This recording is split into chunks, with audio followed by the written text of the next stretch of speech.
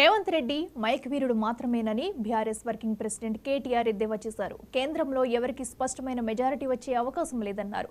ఇబ్రహీంపట్నంలో BRS సమావేశంలో పాల్గొన్న ఆయన కేంద్రంలో బీజేపీ, కాంగ్రెస్ కూటములు గెలిచే పరిస్థితులు లేవని విమర్శించారు.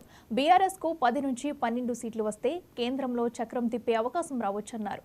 ఇక్కడ సీఎం గుంపు మేస్త్రి, అక్కడ పీఎం తాపీ మేస్త్రి ఇద్దరూ కలిసి రాష్ట్రానికి సమాధి కట్టాలని చూస్తున్నారని కేటీఆర్ ఫైర్ అయ్యారు. మరి ఉన్నదో ఎవడో ఎత్తుకపోయిండో నేనైతే చూడలే. ఈ మధ్యన 4 నెలలు ఎవరన్నా పంపి అన్న పంపించి 4 ఫోటోలు తీపిచ్చి ఇప్పుడే బంటికి చెప్పిన, అరే తమ్మి ఏమైందో చూడరా ఆడ ఫోటోలు తెప్పి అని చెప్పిన. కలెక్టరేట్ ఇక్కడనే కట్టుకున్నాం. మీ నియోజకవర్గంలో రంగారెడ్డి జిల్లా కలెక్టరేట్ ఇలా మీ ఇబ్రహీంపట్నానికి తెచ్చిన ఘనత కూడా మీ కిషన్ రెడ్డి గారికి దక్కుతుందనే మాట కూడా నేను విజ్ఞప్తి చేస్తా ఉన్నా. కలెక్టరేట్ తెచ్చుకున్నాం, ఫాక్స్కాన్ తెచ్చుకున్నాం. ఫాక్స్కానే కాదు, ఒక మైసూర్ కంపెనీ కేన్స్ అని వాళ్ళని కూడా 3,500 కోట్ల పెట్టుబడి పెట్టేందుకు అక్టోబర్లో ఒక కాలు ఎలక్షన్లు ఉన్నప్పటికీ మాకు ఫాక్స్కాన్ పక్కకే జాగా కావాలంటే వాళ్ళని కూడా రప్పించి ఇక్కడ పెట్టిపించినాం. మొన్న బాధాకరమైన విషయం ఏంటంటే మొన్న వార్త వచ్చింది 15 రోజుల కింద. వాళ్ళకి మేము పోతున్నాం, గుజరాత్ పోతున్నాం, కొత్త ప్రభుత్వం వచ్చింది, వీళ్ళు చక్కగా లేరు, మేము పోతున్నామని చెప్పి మనం జాగా ఇచ్చినా జమీన్ ఇచ్చినా కూడా వాళ్ళు వెళ్ళిపోయింది. అట్లా ఇంకెవరో పోతుండ్రో ఇక ఈ 4 నెలలు నేను పట్టించుకుంటలేను, నాకు తెలియదు. కానీ చాలా మంది పారిపోయే పరిస్థితి ఉన్నది. రియల్ ఎస్టేట్ పడ్డది అని మీరు అంటున్నారు. ఎందుకు పడుతుంది రియల్ ఎస్టేట్?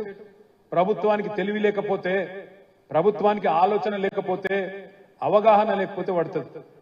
మనము మీ ఇబ్రహీంపట్నం నియోజకవర్గంలో పక్కనే ఉండే మహేశ్వరం నియోజకవర్గంలో ప్రపంచంలోనే అతిపెద్దదైన ఫార్మాసిటీ పెట్టాలని చెప్పి రైతులకు సరైన నష్టపరిహారం ఇచ్చి సాధ్యమైనంత కాడికి బుదిరకిచ్చి వాళ్ళని బతిమిలాడి మొత్తానికి ఫార్మాసిటీ కోసం భూమి సేకరణ చేసినాయి.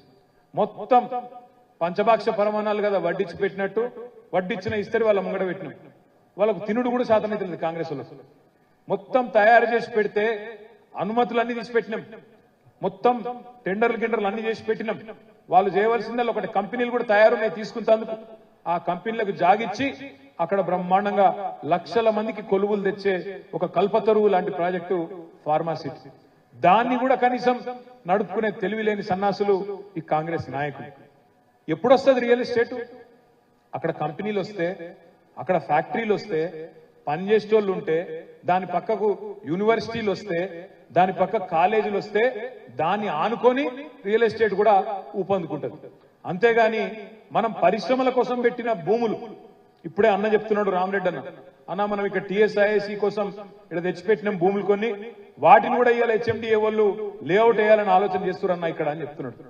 ఎక్కడన్నా పరిశ్రమ వస్తే దాని పక్కకు రియల్ ఎస్టేట్ ఉప్పు వస్తుంది, కానీ కేవలం రియల్ ఎస్టేట్ అంటే దాంతో లాభం ఉండదు.